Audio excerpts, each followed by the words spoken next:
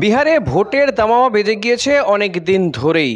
প্রধানমন্ত্রী নরেন্দ্র মোদী, অমিত শাহ থেকে রাহুল গান্ধীদের আনাগোনা চলছে। তবে এরই মধ্যে শারদ উৎসব এসে যাওয়ায় নির্বাচনী প্রচার কিছুটা স্থিমিত। তবে এই পুজোকেও কিন্তু বিহারে বিরোধী থেকে শাসক দল প্রত্যেকেই হাতিয়ার করেছেন। নীতিশ কুমার কিংবা লালু প্রসাদ যাদবের দল অর্থাৎ আরজেডি প্রত্যেকেই এই পুজোকেই তারা হাতিয়ার করে প্রচারও চালাচ্ছে।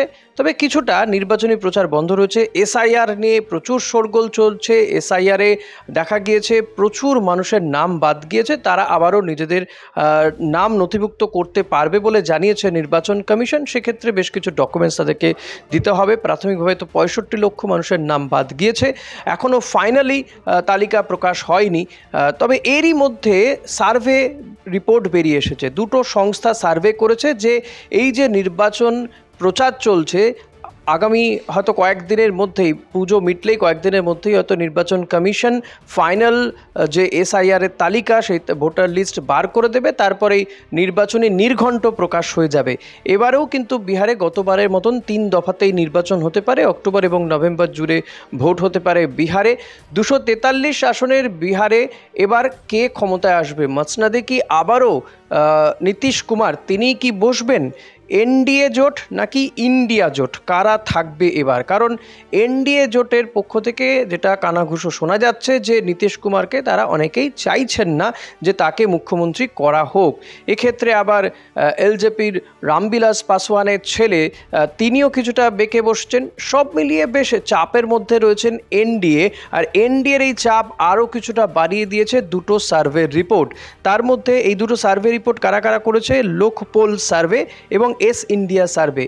এই লোকপোল সার্ভে তারা যে রিপোর্ট দিয়েছে তাতে দেখা যাচ্ছে বিহার বিধানসভায় 243 আসনের বিহার বিধানসভা, যেখানে 122 হচ্ছে ম্যাজিক ফিগার, তার মধ্যে এই লোকপোল সার্ভে দেখাচ্ছে যে ইন্ডিয়া জোট, ঠিকই শুনছেন, ইন্ডিয়া জোট 118টি আসন পেতে পারে। 118 বা তারও বেশি আসন পেতে পারে বলে এই লোকপোল সার্ভে বলছে। ইন্ডিয়া জোট অর্থাৎ তেজস্বী যাদব, রাহুল গান্ধীদের দল এবং বামেদের দল, তারা কিন্তু অর্থাৎ এই যে জোট ইন্ডিয়া জোট, তারা পেতে পারেন। এই ইন্ডিয়া জোট গতবার কত ভোট পেয়েছিল বা কতগুলো আসন পেয়েছিল যদি দেখা যায়, ইন্ডিয়া জোট গতবার পেয়েছিল 110টি আসন, যার মধ্যে আরজেডি পেয়েছিল 75টি, কংগ্রেস পেয়েছিল 19টি এবং বাম দল পেয়েছিল 16টি আসন পেয়েছিল। আর এবার এই লোকপোল সার্ভে তারা বলছে যে ইন্ডিয়া জোট 118টি আসন পেতে পারে। এনডিএ অর্থাৎ নীতিশ কুমার এবং বিজেপি তারা পেতে পারে 105 থেকে 114টি আসন, আদার্স পেতে পারে 2 থেকে 5টি আসন। ফলত এই সার্ভে থেকে কিন্তু ইন্ডিয়া জোটের হাসি যথেষ্ট চওড়া হতে পারে এই সার্ভে রিপোর্ট দেখে।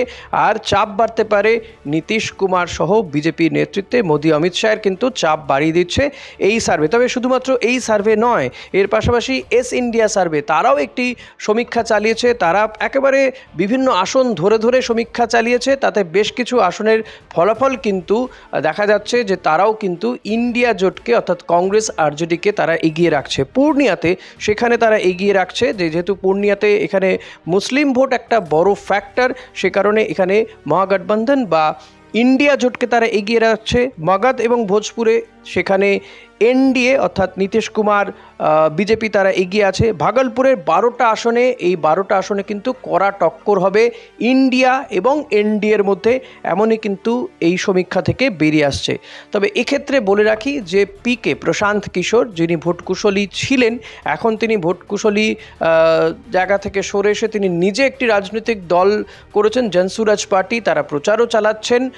তারা কোন দিকে যাবেন সেটা এখনও পর্যন্ত পরিষ্কার নয়। তবে প্রশান্ত কিশোর তিনি বলছেন বিহারের যে 243টি আসন, 243 আসনেই কিন্তু জনসুরাজ পার্টি তারা তাদের প্রতিদ্বন্দ্বী, তারা তাদের প্রতিনিধিকে দাঁড় করাবেন। অর্থাৎ নির্বাচনী লড়াইতে তারা একেবারে শেয়ানে শেয়ানে টক্কর দিতে চাইছে ইন্ডিয়া এবং এনডিএ জোটকে।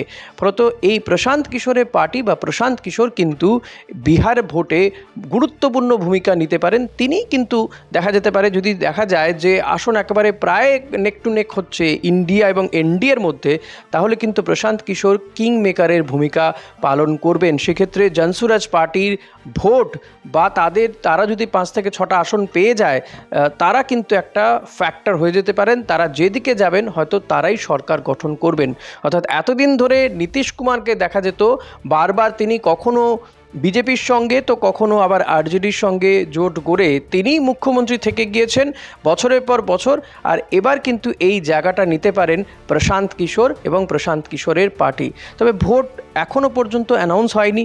এই সার্ভে সমীক্ষা যে সবসময় মিলে যাবে এমনটাও নয়। দেখা যাক আগামী দিনে কি হয় এবং নির্বাচন কমিশন কবে ভোটের দিনক্ষণ বা নির্বাচনী নির্ঘণ্ট ঘোষণা করে, সেদিকে আমাদের নজর রাখতে হবে।